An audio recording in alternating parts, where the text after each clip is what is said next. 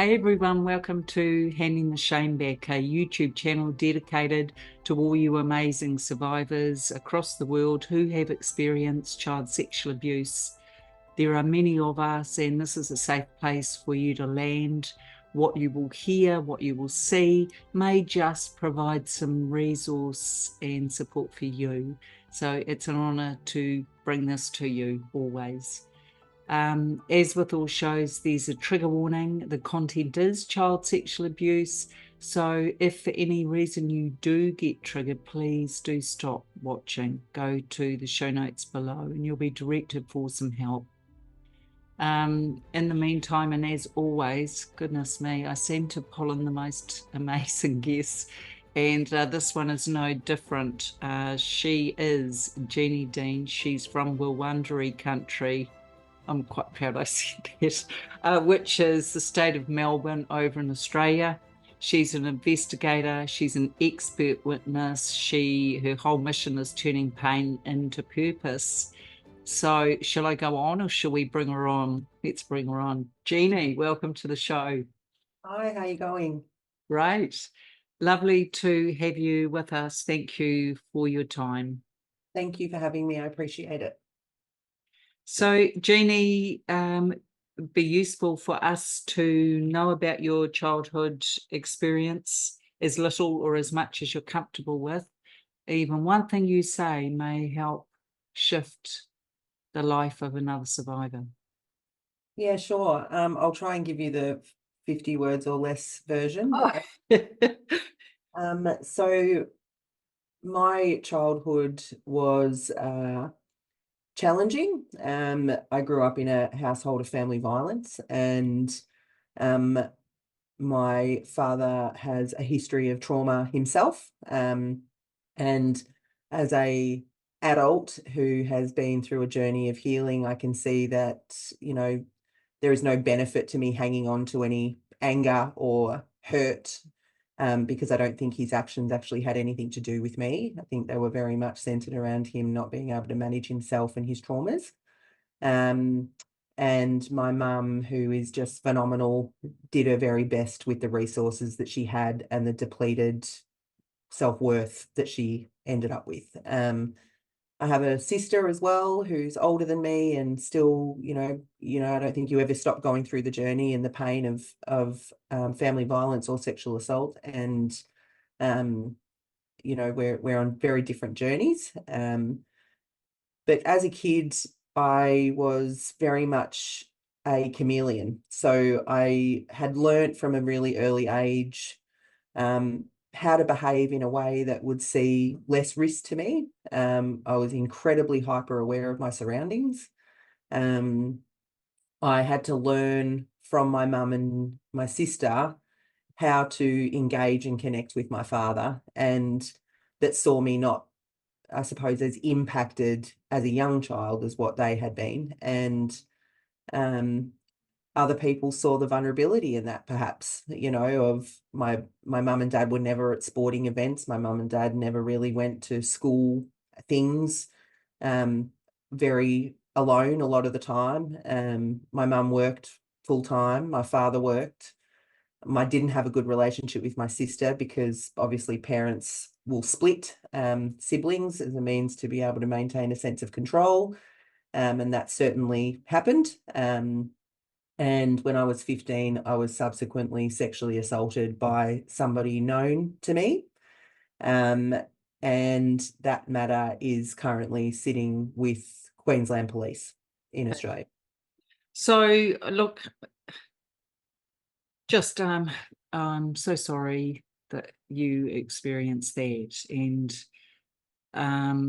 there's so many layers to this, isn't there, Jeanie, when you think about the ground or the home base, and I guess the exposure to lack of safety, because two of the things you've said already have me thinking, that chameleon, being the people pleaser, fitting into what you had to survive, and plus the hypervigilance, are all hallmarks of not being safe.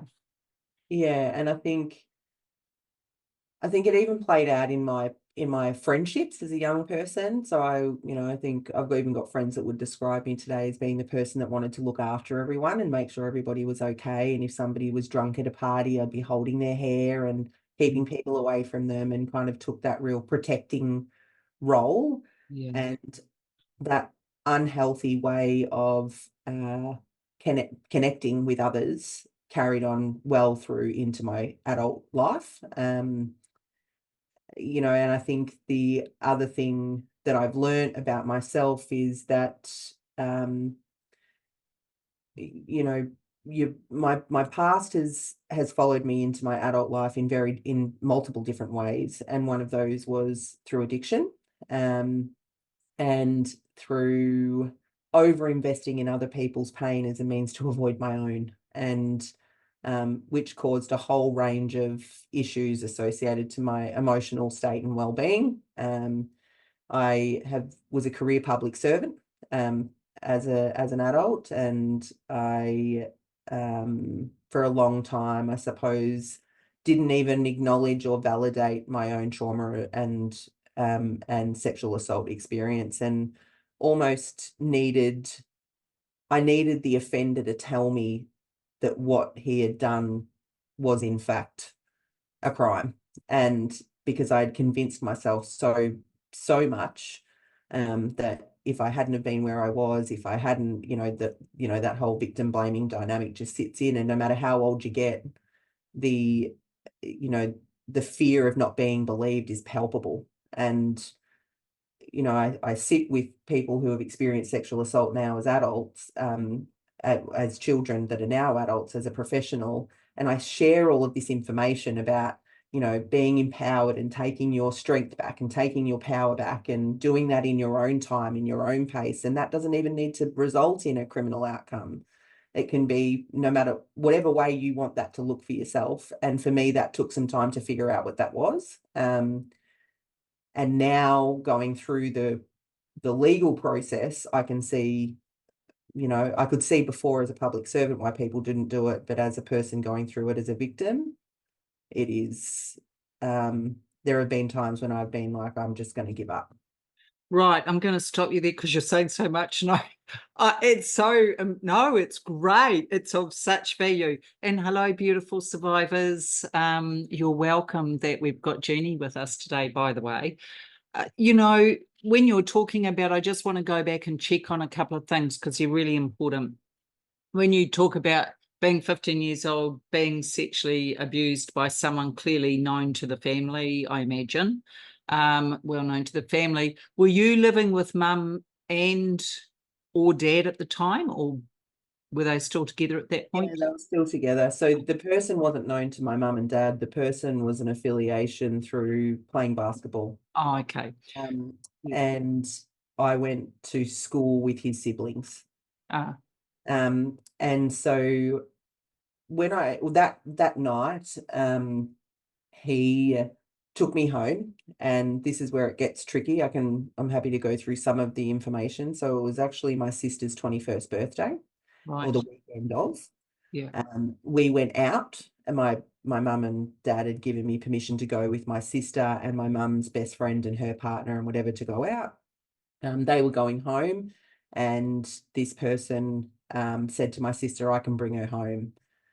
My sister obviously knew that there was an affiliation there, and she said, yep, no problem.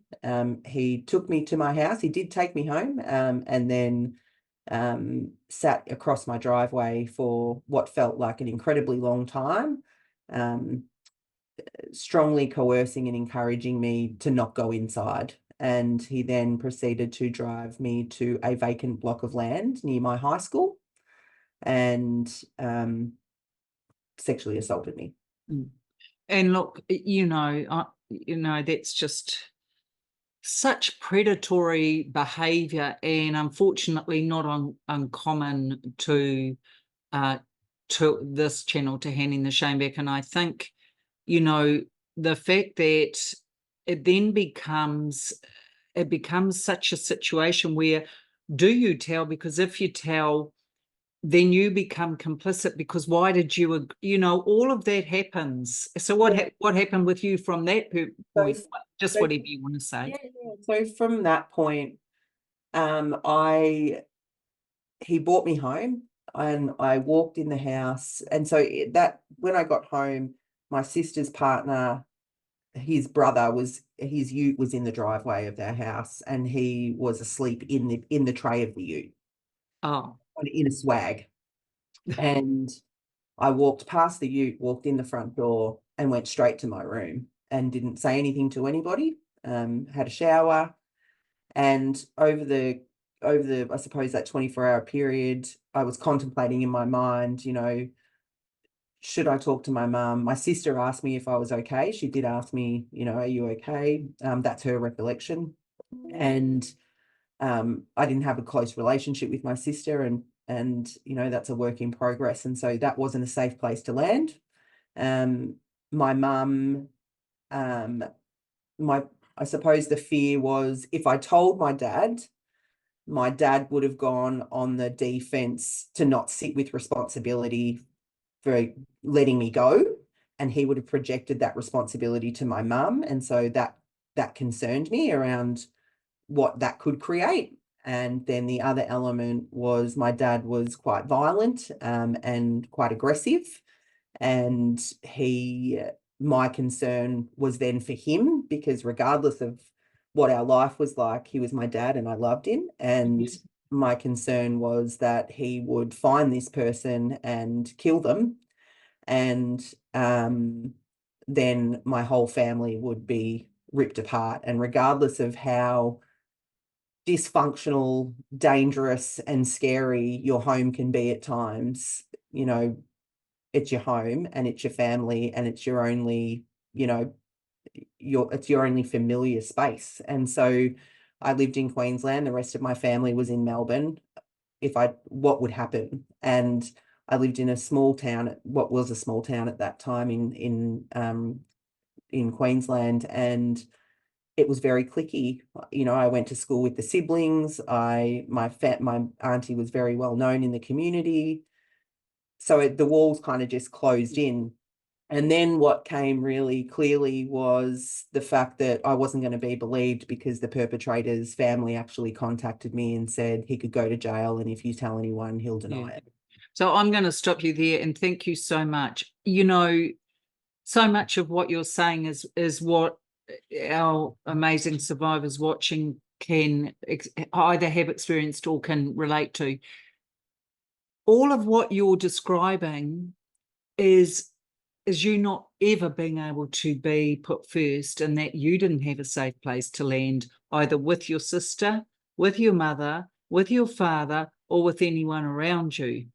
So what that meant was, it was a little bit like the replication of early childhood, Jeanie, wasn't it? And that who was going to look after you? Well, you had to look after you because there wasn't anyone else available.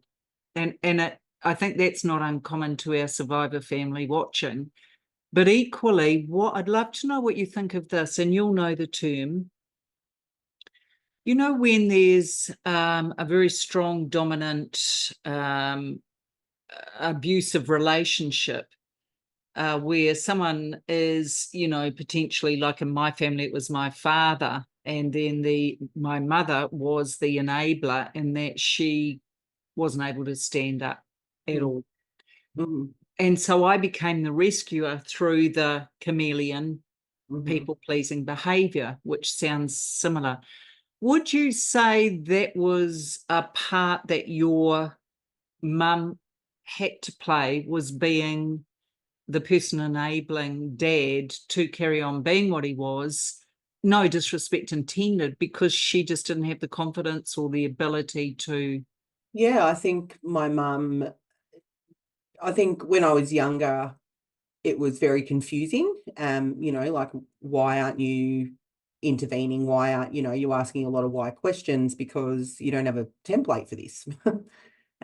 But as an adult, and obviously doing the work that I do anyway, and the therapy that I've gone through, particularly internal family systems theory, modality, has been profound in me being able to really appreciate just how strong my mum actually was. And oh, might get upset, sorry. Please do. You're safe here. My mum did everything within her power to ensure that me and my sister were as safe as possible, Yeah. as often as possible. And as a young girl, I can still remember being in my family home and not wanting to get out of my bed at night because I could hear my mum whimpering. And so I would intentionally sit in my room and wet my bed.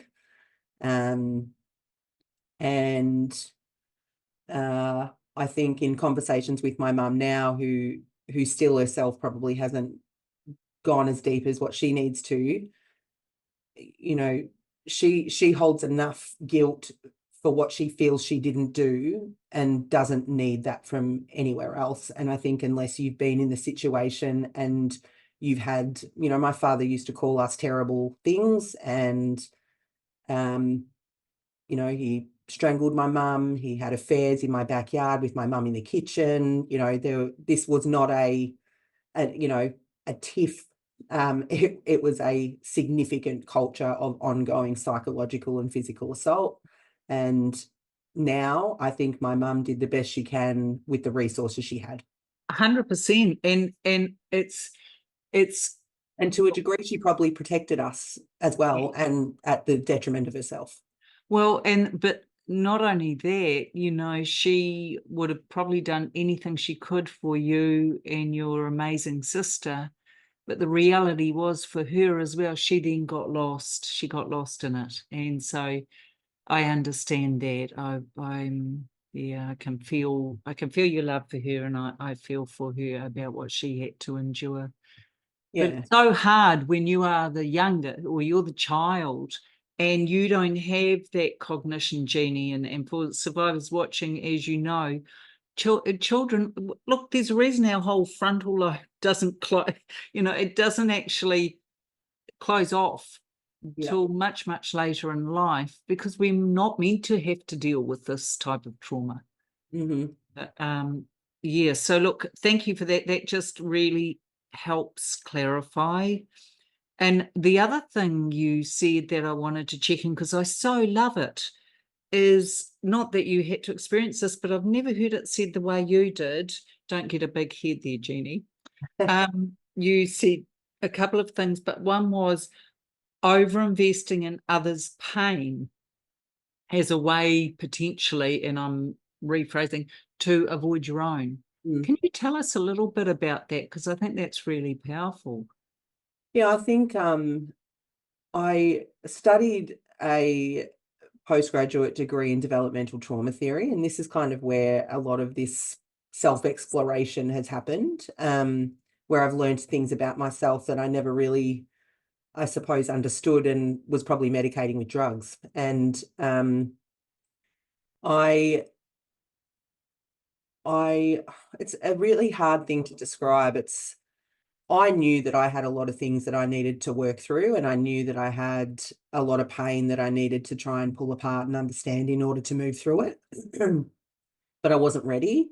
And so in my earlier years as a young person, after the assault, I started using drugs. And then at 18, I was using a lot of drugs.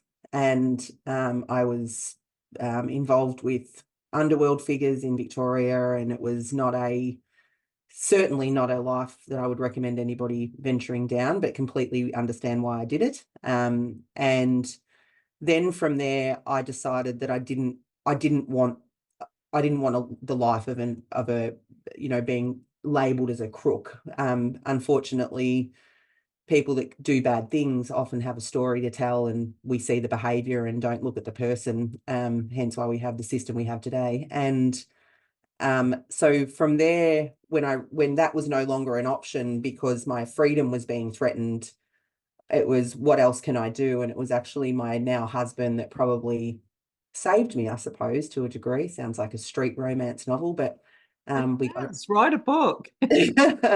we got arrested together. We went through court, all of that sort of stuff, and I was sitting with all of I had so much clarity for the first time, but it became overwhelming. And I got really impulsive, really agitated, and just couldn't sit with myself. It was almost as if I had ADHD, like I just couldn't settle. And so when my husband was, who's my husband now, was at risk of going to prison for trafficking, he wouldn't go to therapy. And so I was like, well, I'm going to fix you. And so I went and did a course in drug and alcohol counselling, and my cousin was also a drug addict. And so then I went into rescue mode, and that's when I really found that instant gratification, and so when I say that I overinvest in others to avoid my own, really what's happening is that these trauma parts of me, these little parts of myself that are different ages inside my body, they are looking for instant gratification all the time when they're feeling vulnerable and feeling scared. And so when I'm investing in others, I'm constantly being rewarded, because I'm doing something good for somebody else. And anybody who says, I help people for no reason, that's bullshit. We all do things as human beings for reciprocal outcome. We Yeah. don't do things that we know are going to make us feel bad.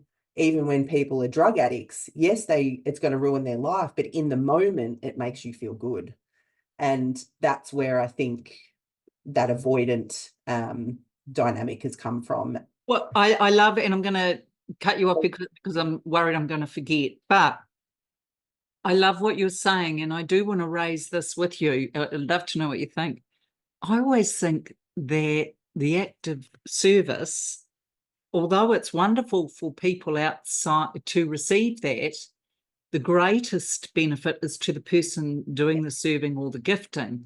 Mm-hmm. And people who are struggling sometimes in their own recovery and healing from this terrible crime are, I often say, hey, go and donate a few hours of your time at, the Salvation Army or something, because it's that lifts us to be the best version of ourselves, I think. Well, I think for me, it was trying to find who I am and what my purpose is. And it felt familiar because as a kid, I was a people pleaser. And so it felt very familiar. And that felt safe for me, even though it was probably unhealthy. It was still a safe space. And there's an amazing man that I've had the privilege of working alongside throughout my career, who uses what's referred to as, I'm going to say the word again, the warm bucket of shit analogy. Oh.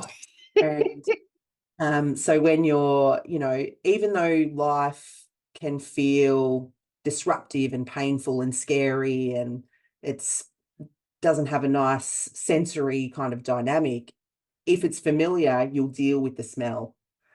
And even though it might feel nicer to have a shower, the exposure that comes with being out of your own little warm bucket of shit sometimes is far more scary than getting better. And so I think for a long time I chose to sit in that little bucket because I knew everything about it. I knew what walls and defenses I needed to have up to protect myself.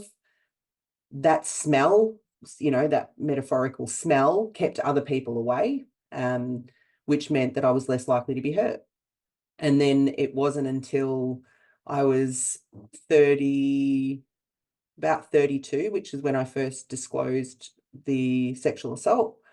A very dear colleague and who I consider a friend, and she wouldn't mind me saying her name, Angela Camboris. She asked me one question, and I can remember exactly where I was.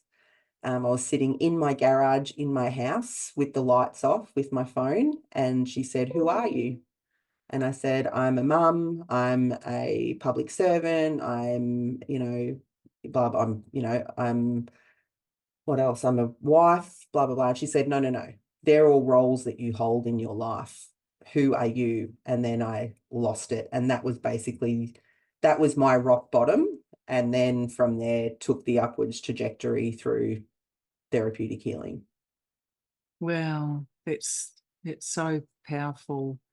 And just as we're going to close out shortly with part one, it does bring me to a point, and you've kind of alluded to it, as children in deep trauma, which child sexual abuse is, we take on roles in our family and partly to help us survive. So one is the scapegoat, one's the hero, one's the perfect prefect, one is the the people pleaser, and we do it to survive. And so it's quite hard, isn't it, Jeanie, as you get older, to then think, well, who am I if not that?